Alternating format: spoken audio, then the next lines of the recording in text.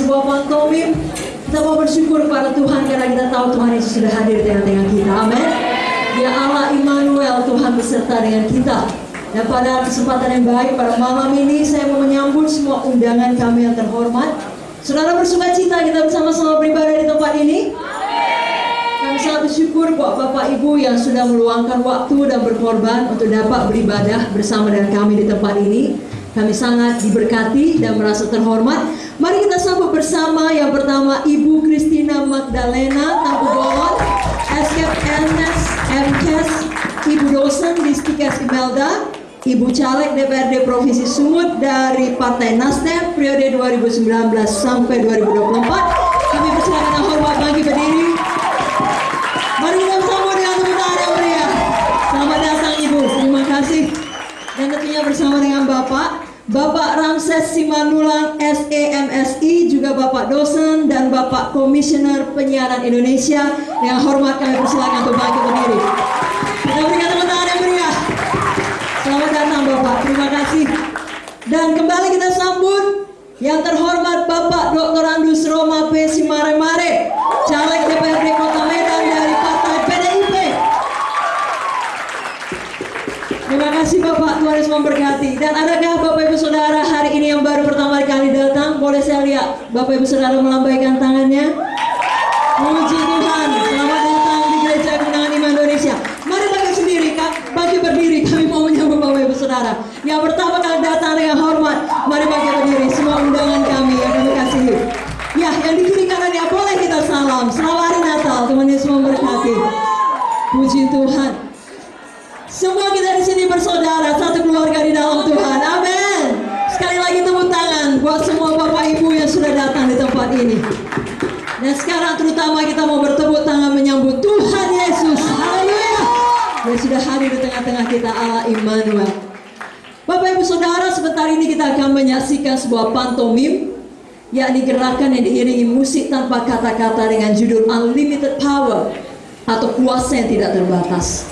Kita tahu di dunia ini ada banyak hal baik yang memberikan kuasa kepada kita manusia, seperti uang, pendidikan, kedudukan, ataupun hal-hal baik lainnya. Kita mengerti kalau orang biasanya memiliki lebih banyak uang, memiliki lebih banyak kuasa. Atau kalau pendidikannya lebih baik, lebih tinggi, dia akan sampai kepada satu tahap dia punya kuasa. Atau kedudukannya baik di tengah-tengah masyarakat, juga dia punya kuasa. Tapi kalau kita mau jujur, semua hal baik tersebut hanya dapat memberikan kepada kita kuasa yang terbatas. Karena ada saatnya kehidupan membawa kita kepada satu titik di mana kita menghadapi masalah dan kuasa yang kita miliki itu tidak sanggup menjawabnya dengan tuntas. Kalau hati kita sedih, hati kita tidak damai seperti kesaksian Ibu Munte sebelum dia mengenal Tuhan Yesus.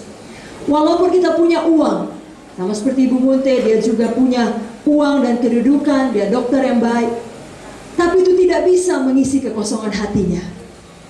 Atau kalau suatu saat kita divonis dokter menderita satu penyakit yang secara medis belum ada obatnya, maka walaupun kita punya koneksi orang-orang penting di seluruh dunia, itu tidak dapat menjamin kesembuhan kita. Sebabnya semua hal di dunia ini hanya memberikan kuasa yang terbatas. Tapi malam ini kita berkumpul karena kita tahu kita menyembah satu pribadi yang memiliki kuasa yang tidak terbatas. Bahkan bukan hanya kuasa yang tidak terbatas, Yesus Kristus namanya juga memiliki kasih yang tidak terbatas. Dia mengasihi semua kita yang ada di tempat ini, dan dia memiliki kuasa untuk menyelamatkan kita, menyembuhkan kita, membebaskan kita. Di dalam pantomim berikut nanti kita akan melihat satu gambaran bagaimana Tuhan menciptakan langit, bumi, dan segala isinya. Tapi yang paling indah ketika dia menciptakan manusia menurut gambar dan rupanya sendiri, menciptakan saya dan saudara. Lalu setelah itu dia memberikan kepada kita manusia satu kelengkapan supaya selama kita hidup di dunia ini kita dapat menang atas dosa, kita dapat menang atas semua persoalan kehidupan. Saudara bertanya, apakah kelengkapan itu? Sangat sederhana. Tuhan memberikan firman-Nya kepada kita. Karena di dalam Yohanes 1 ayat 1 dikatakan, pada mulanya adalah firman, bersama-sama dengan Allah, dan firman itu adalah Allah. Jadi ketika kita memiliki firman, itu berarti kita memiliki Tuhan sendiri. Ketika ada firman di dalam hati kita, itu berarti ada Tuhan Yesus dalam hati kita, lengkap dengan seluruh kekuatan kuasanya yang tidak terbatas untuk menolong hidup kita. Dialah Allah Immanuel. Nanti dalam waktu berikut kita melihat, ketika kita manusia betul-betul memiliki firman dalam hati kita, ada iman kita. Iman itulah yang mengaktifkan kuasa Tuhan yang tidak terbatas. Sama seperti sudah disediakan, saudaraku, energi untuk menghidupkan lampu di tempat ini. Saudara lihat ada banyak lampu-lampu Natal yang indah. Tapi kalau tidak dipencet stop kontaknya, saklarnya, tidak mengalir kuasa listrik itu. Demikian kuasa Tuhan yang tidak terbatas, tidak bisa mengalir kalau tidak ada iman kita. Dan iman hanya datang dari pendengaran akan firman Kristus. Sebabnya sebentar lagi, sesudah selesai pantomim, ketika Bapak Gembala menyampaikan firman Tuhan, buka hati saudara. Izinkan iman tumbuh. Iman saudara itulah yang mengaktifkan kuasa Tuhan bekerja, yang tidak terbatas, sehingga malam ini saudara pulang dengan mujizat saudara. Dalam pantomim berikut saudara akan melihat ketika manusia memiliki firman dan memiliki iman, apapun persoalan yang jadi, setan datang bertubi-tubi, dia dapat melawannya, dia menang melawannya. Tapi sebaliknya, ketika tidak ada firman, tidak ada iman, tidak ada kuasa Tuhan, maka dia dapat dikalahkan, dia dapat dihancurkan, dia dapat ditekan. Saudara tidak perlu memilih yang demikian. Yesus Kristus sudah mati di kayu salib, kuasanya sudah tersedia bagi saudara. Sama seperti ketika Yesus menyembuhkan perempuan yang sakit 12 tahun pendarahan. Ketika perempuan itu sembuh, Tuhan Yesus tidak berkata, kuasaku telah menyembuhkan engkau. Karena kuasa Tuhan memang sudah tersedia, tapi Tuhan berkata, imanmu telah menyelamatkan engkau. Malam ini pun biarlah iman saudara menyembuhkan saudara, menyelamatkan saudara. Jangan pernah ragu akan kuasa Tuhan yang tidak terbatas. Dia Yesus yang tidak berubah. Ibrani 13 ayat 8 berkata, baik kemarin, hari ini, sampai selama-lamanya, Yesus Kristus tetap sama. Kalau kita baca ada satu kisah, saudara masih mau mendengar satu kisah lagi? Di dalam buku Yohanes 11, ada satu kisah mengenai seorang bernama Lazarus. Lazarus ini suatu hari menderita sakit.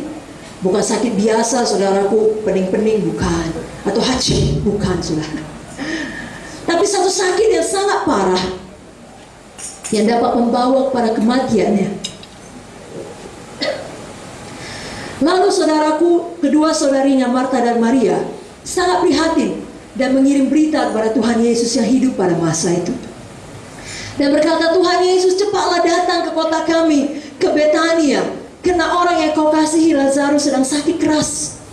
Tapi kalau kita baca baik-baik Yohanes 11, kita akan melihat justru Tuhan Yesus tinggal lebih lama 2 hari di kota di mana dia berada. Sehingga ketika akhirnya dia sampai ke Betania, Lazarus yang sakit itu sudah mati. Dan Maria dan Marta sangat bersedih. Bagaimana tidak bersedih kalau saudara pun ada anggota keluarga saudara mati, orang yang saudara kasihi meninggal dunia, saudara sangat sedih. Demikianlah Marta dan Maria. Bahkan mungkin lebih daripada itu.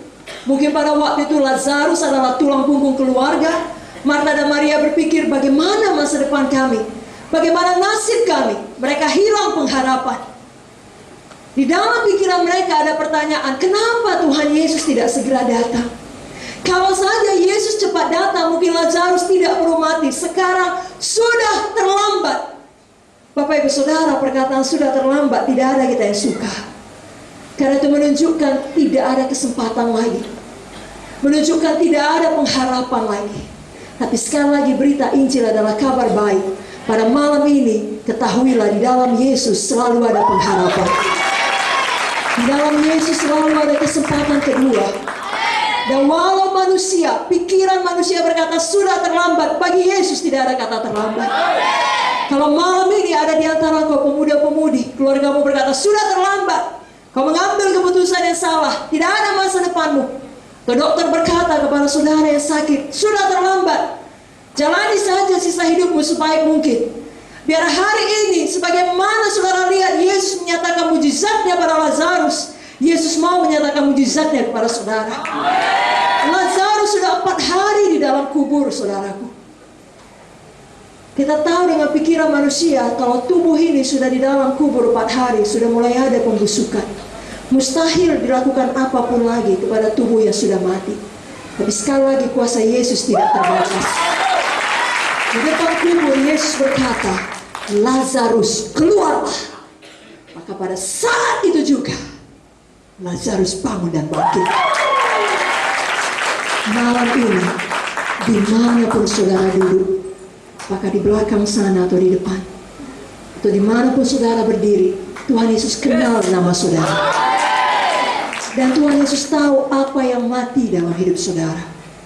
Mungkin anggota tubuh saudara ada yang tidak berfungsi dengan baik, Yesus mau bangkitkan. Atau mungkin bisnis saudara mati, Yesus mau bangkitkan. Kalau pengharapan saudara mati, Yesus mau bangkitkan. Kalau damai saudara mati, Yesus mau bangkitkan. Karena Dia Tuhan yang mengasihi saudara, dan kuasanya tidak terbatas. Berapa banyak di sini mau percaya kuasanya tidak terbatas? Selamat menyaksikan pantauan berikut. Tuhan Yesus memberkati.